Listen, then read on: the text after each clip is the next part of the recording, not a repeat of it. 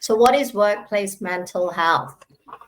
It's where we are mentally or emotionally affected by a range of issues. Now, those issues could be work related, or there could be something that's going on in our personal life and it's impacted our mindset. If we're looking at workplace, it might be discrimination, it might be bullying, and at home it might just be that we don't have work-life balance, or there's concerns around relationships or the task or the roles that we play either at work or home. So what is the solution for raising more workplace mental health concerns and issues? So there's no right or wrong answer when it comes to telling people at work about your mental health difficulties. However, that is a personal choice that you can make. One common question that I get from people that are in work, they ask, what is mental health, Pushpa? Is it the fact that I feel stressed out? Is it the fact that I feel anxious? Is it the fact that I'm having sleepless nights? Well, my friends, mental health can start with something as small as a worry, or if you're concerned about something and to you it may not be a big issue. But when we go into that frame, and I'm going to use the word negative because it's an emotion that doesn't serve us. When you go into a negative frame of mind, it really starts compromising our ability to think in a greater way. And if not dealt with immediately or as soon as possible, it sits in our mind. And our mind is such a powerful thing where we, on an average day, are probably going through approximately about 60,000 thoughts a day. And if those thoughts are compromised with worry, stress, anxiety, just things that are not going well, and they're constantly thinking, sitting in the back of your head, it really does compromise your energy and your emotions. And again, the question is that where does it come to a point where you actually let people know about it, especially in the workplace, so that you can reach out for support, or where you as an individual recognize that this is becoming an issue, it's impacting me in my personal life, and it's also impacting me in the ability to perform at work. Now, that's a question that I'm going to cover a little bit more later, as in your obligations. But I just wanted to give you an example of today's common mental health issue in the workplaces. So for many of us that are not, that are of culturally, linguistically diverse communities, I know discrimination is a huge one. And the other one is burnout. This burnout is a huge one, especially right now with following the COVID pandemic, where people have had to go back into work and they've spent a year living lifestyle, creating a work-life balance in a way that is suiting their living conditions. And now they're having to go back to work where, they're out of home probably for about 8 to 10 hours. Travel is included. They're with people that, it's not usually their loved ones, but they have a commonality in the workplace. However, it's impacting the way that they are in their mindset and in their emotions in that workplace. So there are many contributors to our mental health. And the biggest one that I found over the last 2 years of research and helping people on a global scale is burnout. And I really want to share burnout because it's becoming a common factor where people are not realizing how much they're putting into the workplace. And the realization is that they're not realizing how much it is using up their energy, their thinking processes, their home life existence, and how much it's using up of just being present in the moment, which in turn then compromises their confidence, compromises their focus, and their ability to deliver at a higher level, or at a level that they're always been used to doing. Now, I have a list here that I'm just going to go through with some symptoms. So I just want to make sure that you can all still see me, and my team are giving me the thumbs up. Everything is still good. Fantastic. So I'm assuming everything is good. Beautiful. Thank you so much. All right. So symptoms with burnout is signs that we may not notice on a day-to-day lifestyle, especially if you're really busy in doing what you think that you're passionate about, or what you think is just part of your daily routine. Now, it's possible to experience burnout during periods of stress, but how do we recognize that we are going through stress, especially in the working environment? Well, one thing that I tell my clients here at Leaders by Design, and we get a lot of clients, we do offer coaching, we offer mentoring, but the first thing that we do with all of our clients and our workplaces is we do counseling sessions, because people recognize that they want to go forward. However, if they do not deal with things that are causing them mental health concerns, then those triggers are likely to come back in the future. So stress could be something simple as having relationship issues in the work environment, i.e. with your professional colleagues, or it might be with the role that you're doing, the tasks that you have. Are they overwhelming you? Are they more than they used to be prior to, for example, the COVID pandemic? Or have you been given additional responsibilities because of staff cutbacks?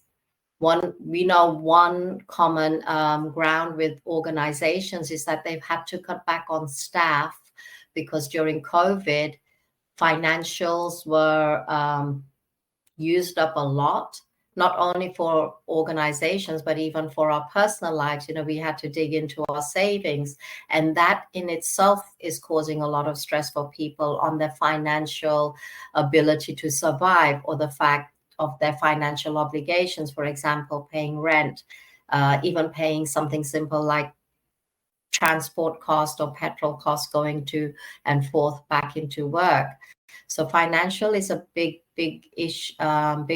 contributor to mental health. And just going back to burnout, the symptoms of feeling overwhelmed might also include having panic attacks, or feeling sick in the stomach, or you're not being able to breathe as you normally would do. Emotionally overload, and you're holding on to these emotions. And the burnout happens is when you crash. And crash literally means that you feel that you cannot take it anymore. You're very emotionally, you're teary-eyed, you want to cry. On the other side, you might want to be shouting all the time, or you feel that annoyance or irritation is very evident in your life, or being angry with other people, because all these negative emotions are caused by things that are happening or have happened in your life. Negative emotions, mental health concerns are not something that we're born with.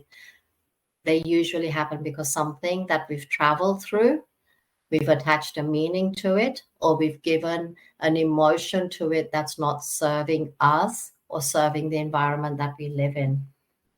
So if you are facing any form of burnout or form of mental health, whether it's at home or in your workplace, you might even notice things in your energy level. For example, your energy level is low, or your motivation is not as it used to be. You have mood swings. 1 minute you're happy, you're smiling.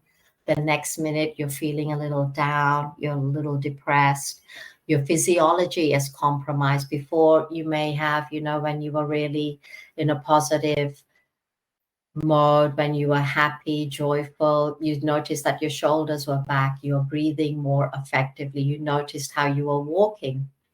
Now that, you may have any form of compromise in your mindset, you notice that your physiology is facing more downward. Your shoulders are coming forward. You're looking on the ground more than looking up at the sky or looking eye level. Little things like that. You feel isolated. You're with people all the time. You're with people at home. You're with people in the workplace, but within you, you feel lonely. You're feeling trapped. It might even be that you're feeling cynical or disengaged from work and at home. And you're constantly looking for things that are not right by you. You've got dissatisfaction with the way that life is treating you, or you're dissatisfied with the way that people are communicating with you. And more commonly with burnout, people recognize it when they're feeling exhausted and they're still pushing themselves and they're still wanting to do the work, yet they're feeling drained, and then crash, burnout happens. And that's an extreme form of mental health in the workplace that I'm speaking about. But that extreme form starts with something, and it's something simple as a worry or a concern at work. So I'm just going to go into the other screen. Mental health, obviously, we've spoken about the number of causes that we have, and sometimes this can be exacerbated by particular thinking styles. So sometimes at work, there's unrealistic expectations of ourselves and of others, or the expectations from others are at a higher level than we possibly think that we could operate at. Now, when I talk about expectation in today's world, because expectations are not being met, pain is coming into the factor of our life. And that's where pain is caused, because there are so many expectations which are not being met, not only for us, but from other people, that we don't meet them. And then automatically we attach a disappointment or a pain factor to that, or we're going into a form of self-criticism. Now, when we go into self-criticism, which is one of the greatest components of mental health, it's because we are not happy with ourselves. And if we're comparing ourselves to others, it's basically because we want to be what others are and we cannot be there, or we don't have a way of getting there. For example, in your workplace, and employers shouldn't be doing this, but there is comparison. We know we have key performance indicators, and they could be seen as a progression, as a professional development. But because of people are already very emotional or very much compromised in the way that they're thinking about themselves, like they're not happy, they're disassociated with who they really are, and they're living in a world where the expectations is so high that it's going to hurt them. It's going to increase the pain factor. And this is where we've had a lot of people that have turned to suicidal thoughts. Now, I have a charitable organization and we work with suicide prevention all the time. And this is why we're doing these webinars, because we want to bring in the harm prevention before you get to that point. We want you as individuals, whether you're in the working space, whether you have your own businesses, whether you're a stay-at-home parent, you're still working. And if any way, in any shape or form that you believe your mental health has some concerns around it, or you believe it's being compromised, or you believe that, you're feeling emotionally distressed at any time, I recommend that you pick up that phone wherever you are in the world and you speak to somebody. In today's day and age, we have a lot of help out there. And even here in our organizations, we give free sessions all the time. We give you a free conversation call, and it might be that 15 to 30-minute call that you have with myself or one of my team members is all that you need, so that you can then go on to live a better quality life, whether it's in your mindset or your emotions or your financials or your spiritual or physical being. Please, please, please don't think that you're in this world on your own. There's a lot of organizations, there's a lot of people that you can absolutely speak with on a confidential basis.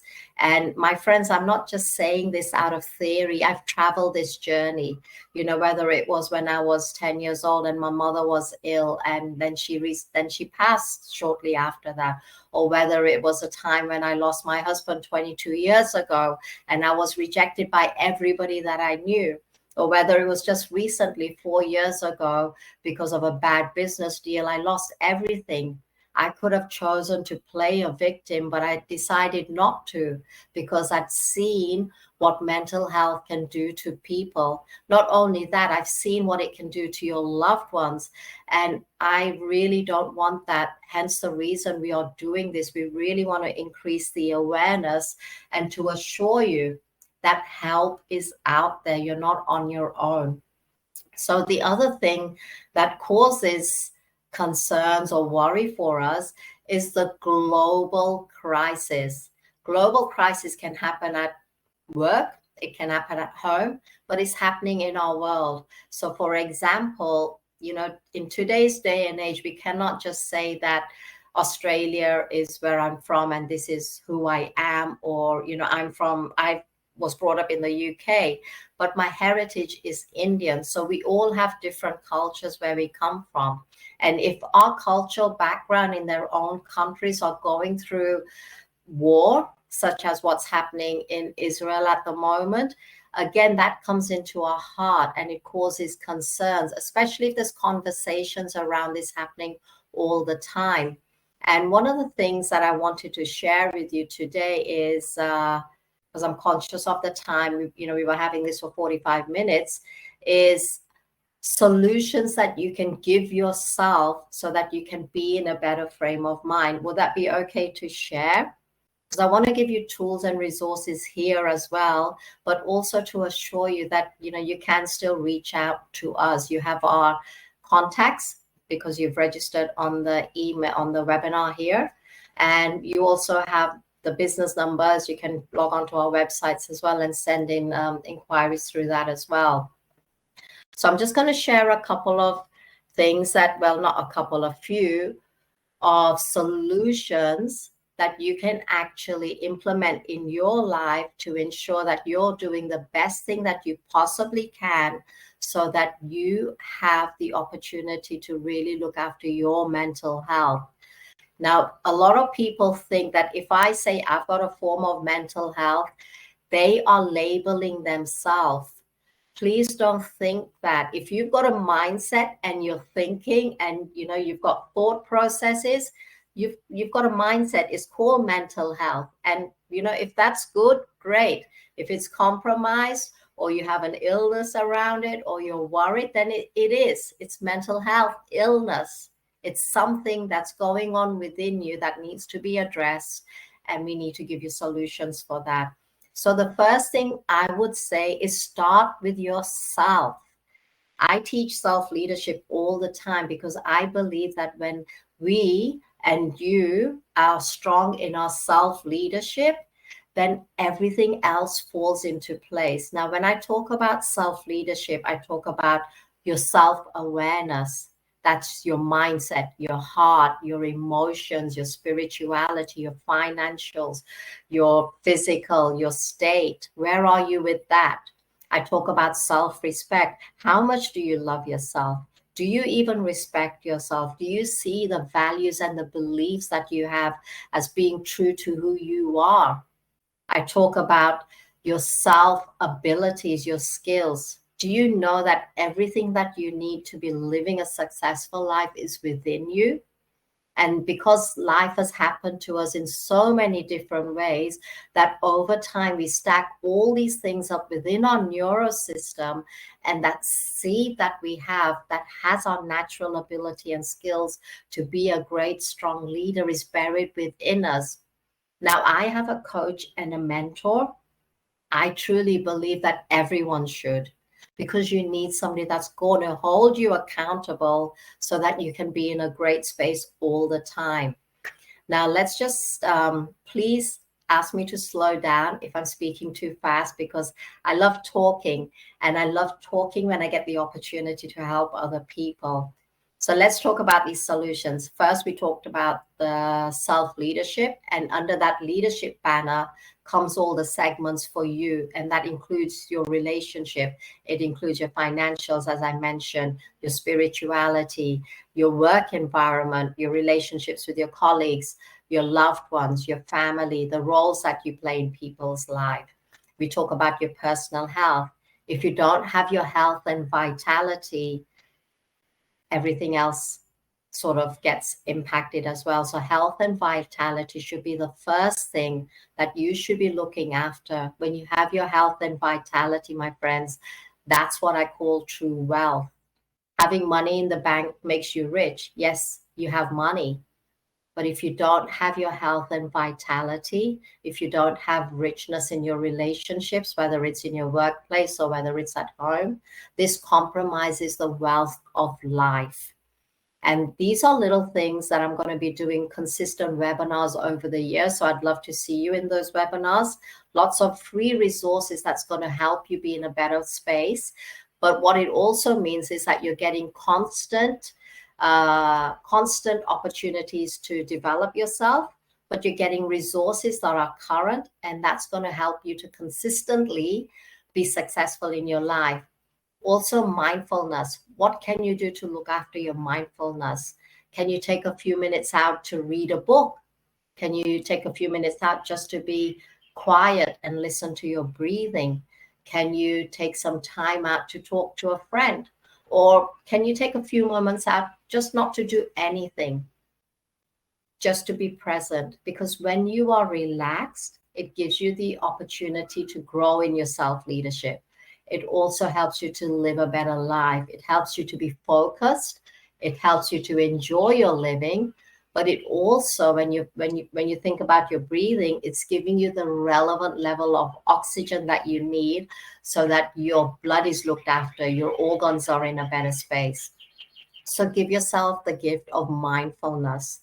The second thing I would say is set boundaries. I had to set a lot of boundaries in my life, starting from the time that I'd lost my husband, because if I didn't, I'd still be very much buried down there as a victim.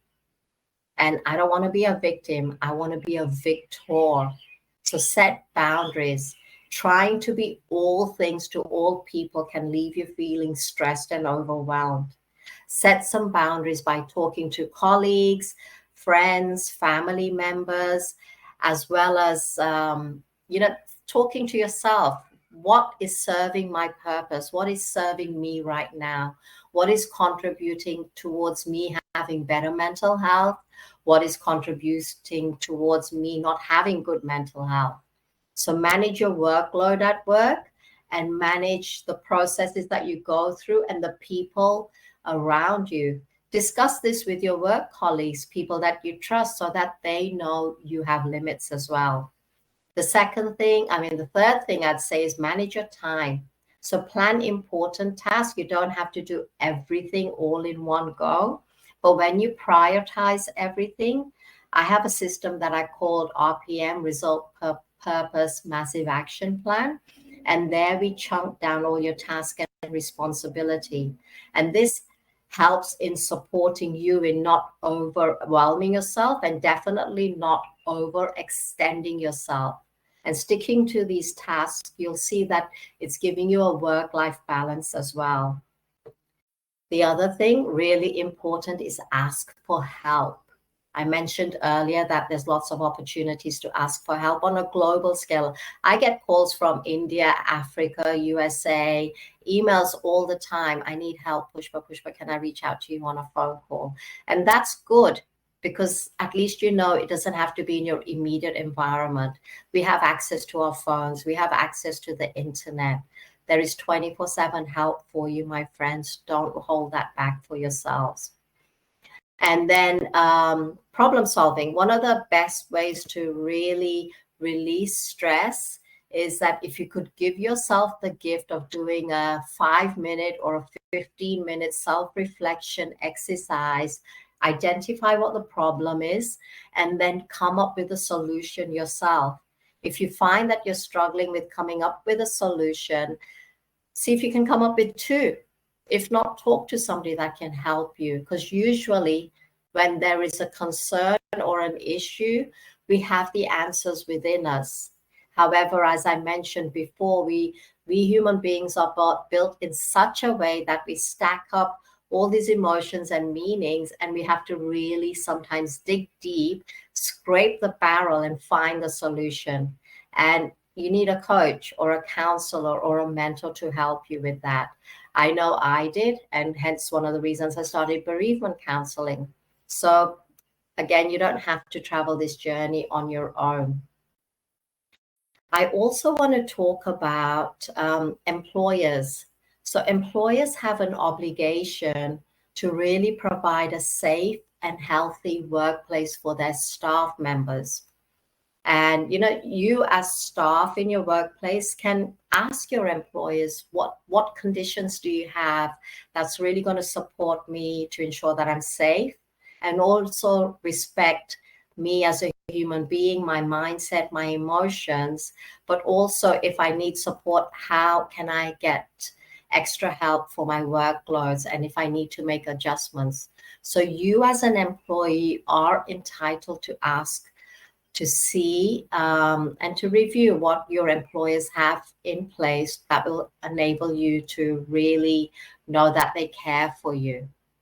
They should ideally have some form of disclaimer, whether it's for disabilities or whether it's for mental health. They should have a disclaimer in place that you could, you know, access. And also they should, you know, really make it confidential, that if you do discuss with them that, hey, look, I have a mental health issue, or I've got stress happening in my life, or I'm going through grievance, or something's going on, I just want to let you know, no big issue, but I just wanted you as my employer to know. And if I'm not performing at the highest level, this is what's happening. And your employer might come back and say, you know, we respect you. We have a program, or we do have something that can help you through this. And if that's the case, great. At least they know. But you don't have to tell your employer if you've got concerns around mental health. Why? You don't have to expose anything in the workplace, especially if it's mental health. So just wanting to let you know what your rights are. The other thing that I'm doing with Multicultural Australia here in March and February is they've actually reached out and asked us to be community champions for human rights in the work environment. So I'd love to do a webinar on that in March time, so at least I get current information, and just speaking to you about what your rights are as a person, maybe even from a culturally, linguistically diverse, culturally background, and at least you have an awareness of it. So here are the reasons that you don't need to tell your employer about your mindset, is that your depression or anxiety might not affect your ability to do your job. So you feel that there's no reason to say anything. You might not need to adjust your workload or schedule at the moment. So you're in good stead to continue your work. You yourself know that whatever your key performance indicators are, you can actually perform at that level. You might be worried about potential discrimination, harassment, or reduced opportunities for your career progression. So you might choose that not to disclose this because you think that it's not going to serve you in a good way. For some people, the depression or anxiety may pass, but the label associated or the stigma around your mental health condition, even though you may have healed from grief, may become permanent in the work environment. So you're just conscious that I don't want to say anything. I just want to let them know that this is what's going on. However, I don't want to put a label to that, oh, I'm depressed or I'm stressed or I'm a little worried at the moment. Say some employers, and just be conscious of this, some employers fail to provide legal level of support or follow legislative requirements. That's why it's really great for you early on just to recognize what does your employer have in place that will support you or any other staff member should this occur. The other reason might be that you already have adequate support in your network outside the workplace. So you feel that there's not much gain in disclosing what's going on or your condition in the workplace. Now, I mentioned earlier that, I will be doing an event on employees' rights in your workplace. So even for you, whichever country you're in, look up your rights as employees, because you're entitled to the right of protection from discrimination. And if you have mental health conditions, there are certain laws to protect you against discrimination in your workplace. I know here in Australia, we have the Australia-wide Discrimination Act 1992. And truly so, there's an equivalent of that in every country, state, and it's there to make it unlawful to discriminate against, harass, or victimize individuals with disabilities or mental health issues. Now, disability is a broad defined term. It includes mental health conditions, whether temporary or permanent, whether past, present, or something happening in the future, whether actual or assumed, or whether it's just something that's in the workplace. And again, as I mentioned, this is something that I will be increasing on and delivering a webinar around March time, because at that time I would have learned it at a deeper level for me. Now, one thing I wanted to express here is that myself, when I'm doing my webinars, it comes from lived experience. It comes from the fact that, I've gone and studied, or I've spoken to the experts, or I've traveled the journey myself. So everything that I speak on, it's not creative, and it definitely isn't theory, unless, of course, I'm sharing some of the legislations or workers' rights, or even, as a coach, if there's tools or resources that I find which may benefit my teams or my clients or the organizations, then I'll definitely bring that on board. However, I will only share things that I truly understand myself. And this is something that, I'd like to gift you, is that if you are in your workplace and you know that it's not serving you or it's not providing as it should for, then understand what it's not doing and understand what your expectations are, or understand what your rights are before you actually go in and raise the topic. Because when you understand something, that's truly when we can take ownership of it. Like my journey, I've traveled a journey, and sometimes I used to ask, why am I going through this crushing period again? Why am I going through this excruciating pain again? And I realized that most successful people in life have to travel the journey for them to be able to deliver. And that those times of pain are actually a positive. They were a positive for me, because it kept me strong and it increased the desire and motivation to help even more people like yourselves. So that's it for me, team. I know I've gone a minute over. Are there any questions? I am going to click on my question mark here and see if there's any questions. Oh yeah, have you experienced it in your workplace? Yes, definitely. And it's interesting you asked that question, because the experience only just came a few weeks ago. And as far as I can remember, I've always had a business from the age of 18. In fact, I won the Young Entrepreneurs Award when I was 11 years old. So if I've gone back into work, it's always been in parallel of my businesses. I've always been in business and a job or contractual work. I can't remember when I was officially sick. However, there's a COVID pandemic number 5 going on here in Australia, an influenza. And for the first time, I really was sick more than 2 days. So I had to take a couple of extra days of work, and I had to get, you get your certification sick note. And it was interesting to see the response from the organization. It was evident from their tonality, it wasn't accepted. When I sent in a fit note, they wanted a medical clearance, which didn't make sense to me. The fit note is a medical clearance. And because that was half an hour late, I was told to take an extra hour of personal leave.